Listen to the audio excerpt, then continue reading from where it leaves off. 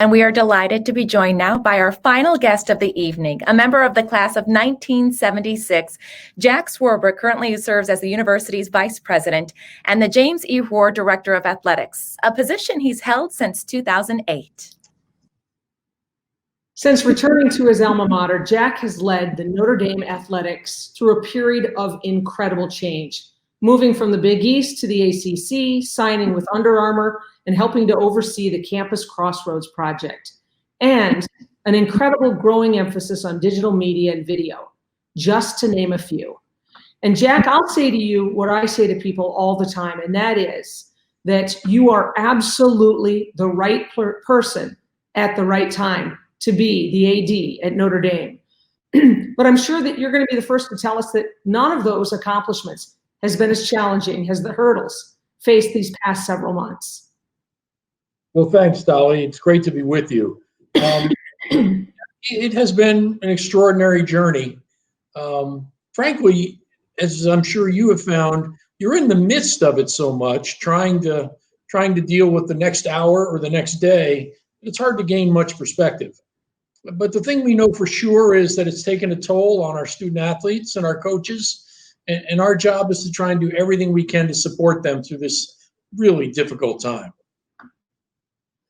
You're no stranger to changes, and especially in the life of an athletics director, it's always fast-paced, even in normal times. But I got to ask, what have the past 7 months been like for you personally? Sleepless. That's not so different. But everything, there's no precedent. Everything's a first time. Every sports schedule is different. Every practice schedule is different.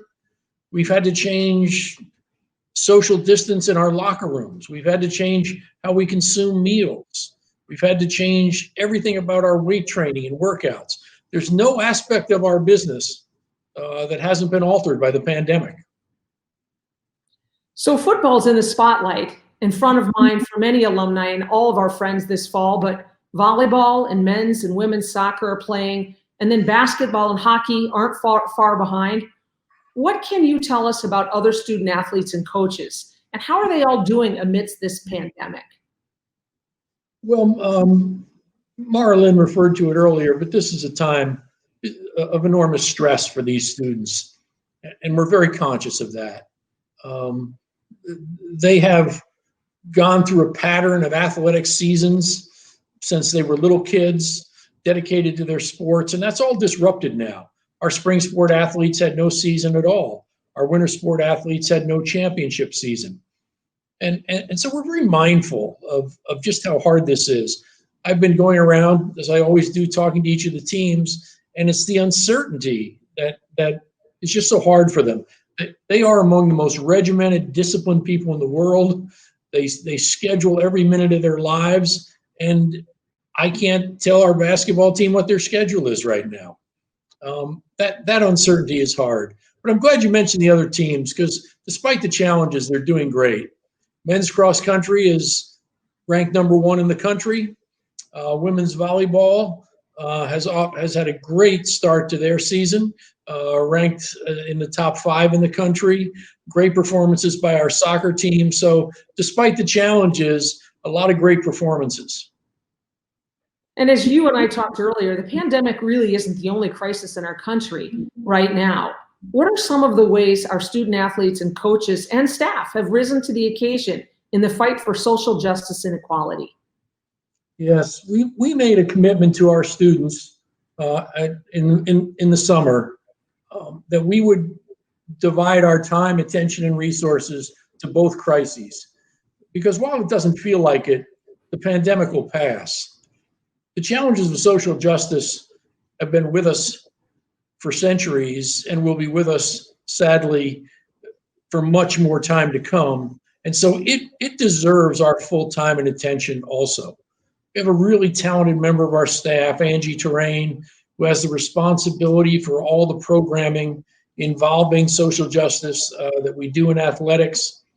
I hope our viewers have gone to UND.com and gone to our Stand Together feature within that. That's a collection of all the athlete statements and videos and sort of chronicles what we've been doing relative to racial equality and social justice over the past several months.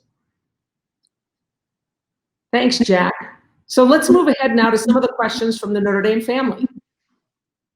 Good evening. This is Mike Furkovic in Cleveland, Ohio, class of 2007 and 2008. My family and I have really enjoyed turning on Notre Dame football each Saturday in the fall, just to provide a little bit of normalcy during this difficult time. This question's for Jack. However, when we turn on those games, we certainly see the decrease in fans and understand that there's higher operating expenses for testing and providing a safe environment for all those involved. Jack, how do you envision the decrease in football revenue and profits affecting both Olympic sports and overall student aid, not only at Notre Dame, but considering your view nationally, how does that affect other colleges as well? Thanks. It's a great question, Mike. And by the way, nice Augusta shirt there. I refer to it typically when I talk to people as a financial tsunami. Our business, as you would anticipate, is a little unique in this circumstance in that we retain virtually all our expenses, all the grant and aids for the student athletes, coaches' salaries, all the programming we do for students. Many more new expenses, as you point out, around the pandemic, changing physical spaces, significant testing, but we've lost virtually all of our revenue. No meaningful ticket revenue, greatly reduced NCAA distribution, greatly reduced CFP and ACC distributions. So it is an enormous challenge. Our goal is to try and manage this without impacting our commitment to our students, to try and ensure their experience. It's going to require us to look at it over an extended period of time. There is no one-year solution to this. We were already in the process with the university of restructuring the financial model to make it more stable before any of us knew what COVID-19 was. That work continues, but it's become more challenging as we try and build a future model that now is going to have to figure out how to also accommodate for what will be a 2-year significant shortfall. Along those lines, the next question from the Notre Dame family is focusing on the future of college football. Good evening, Jack. This is Dan McCabe from St. Louis, Missouri. Hope you're doing well. I have a quick question for you related to college football, which is on all of our minds these days. COVID-19 has truly upended the landscape of college football. What permanent changes do you anticipate happening? Do you see declines in attendance, maybe a change in conference affiliation, less travel? Great question, Dan, and we spend a lot of time thinking about what that might be. As suggested by an earlier question, I'm convinced and have been, frankly, since early in the summer or late last spring, that this would be a 2-year dynamic for us. So I'm fearful that next year won't look a lot different for athletics than it does this year.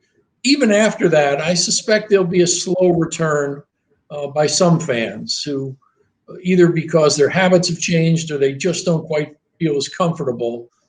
So I think it'll be several years before we see a full return to sort of the game day atmosphere and the number of people we expect. I think travel will change fundamentally for our teams. We'll do more regional scheduling. We'll still have our conference contests, of course, but I think we'll be more focused on trying to compete and travel regionally. And I then think some of the habits we've adopted, some of the approaches we've taken to practice and weight training and nutrition may be long-term changes, just as an extra measure of protection for, sadly, when the next version of SARS or COVID-19 or whatever it is comes along. And here's another one, Jack, on how the pandemic has impacted our coaches and student athletes. Hi, my name's Amy Porter. I'm Notre Dame class of 2014, and I live in Rochester, New York. Obviously, this has been an unprecedented year for Notre Dame athletics. What have you found to be some, if any, surprising benefits or unique opportunities given the current situation for the coaches, staff, and athletes? I don't know that they've been benefits so much as it has been a reaffirmation of the values of Notre Dame and the remarkable people who work here and go to school here. Our most highly compensated coaches have contributed $1.5 million back to the university to try and help us through this challenging time. Our trainers and our physicians are going sleepless. They are working around the clock to serve our student athletes. Our student athletes have rolled with the punches, have, despite the stress, maintained their spirit, and have stayed committed to the broader issues that they care about. As we referred to earlier, the social justice issues, but they continue to find ways to be engaged in the community despite the challenges of doing so. They continue to find ways to support each other.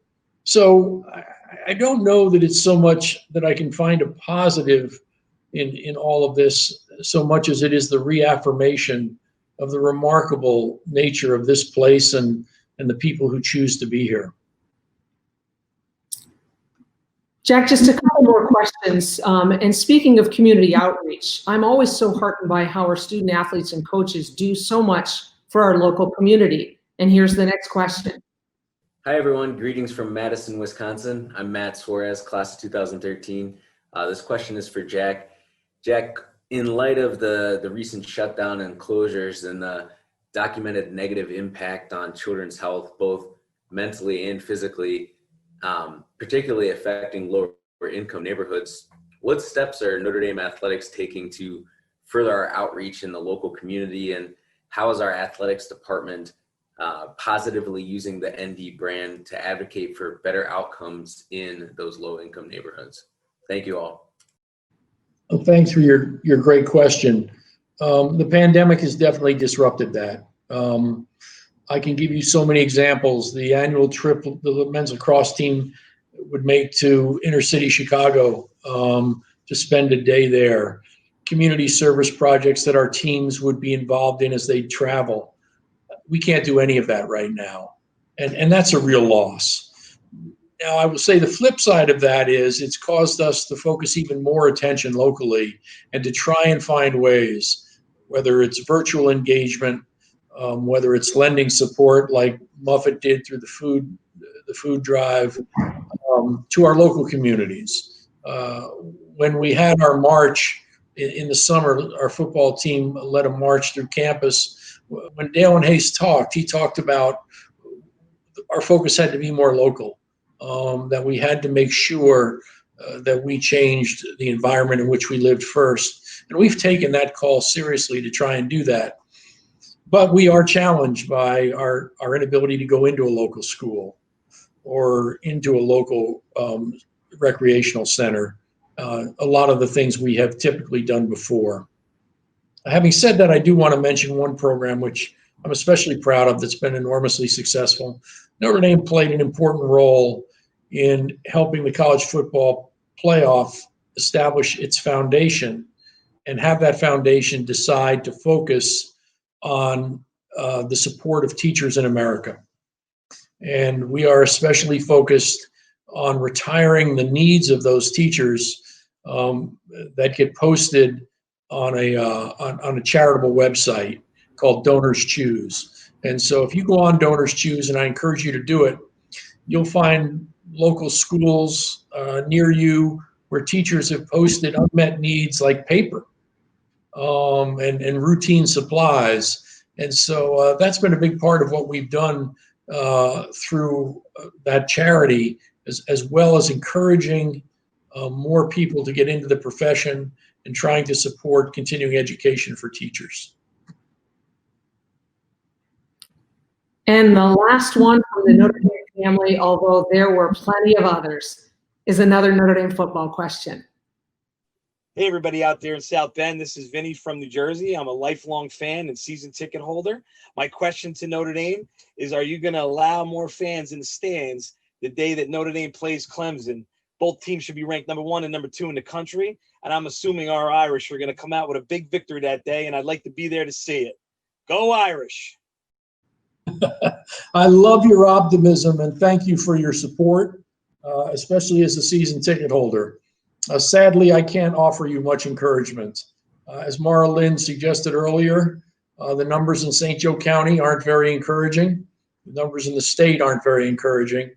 And so it is really impossible for me to imagine, given the now very short time frame between now and that game, that we'll be able to expand the opportunity for people to go. I wish that were not the case. I love the atmosphere of our stadium for a big game, for a whole campus on a big game weekend. But one more casualty of the pandemic is that game and that weekend will be very limited in attendance, as our other games have been. Thanks so much, Jack, for joining us and for putting in one more evening for the Notre Dame family. Thank you. Thanks, Dolly. Great to be with you, and be Irish.